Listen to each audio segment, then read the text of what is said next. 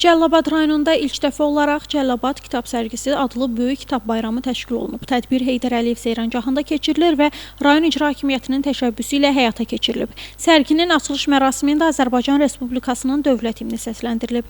Daha sonra ölkəmizin azadlığı və suverenliyi uğrunda canından keçmiş şəhidlərin xatirəsi bir dəqiqəlik sükutla yad edilib.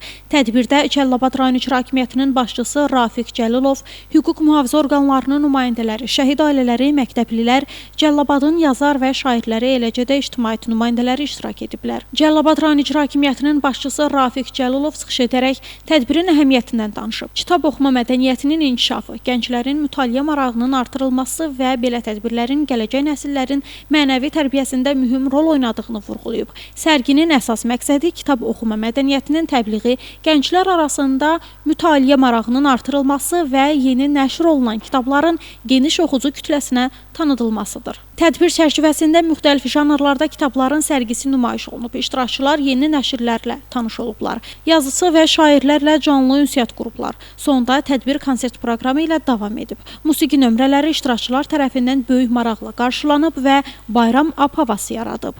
Qeyd edək ki, belə tədbirlər gənclərin kitab oxumağa marağının artırılması və milli mənəvi dəyərlərin təbliği baxımından xüsusi əhəmiyyət daşıyır. Günay Hüseynova, İlqar Mustafayev, Yusif Əliyev bugün informasiya proqramı üçün.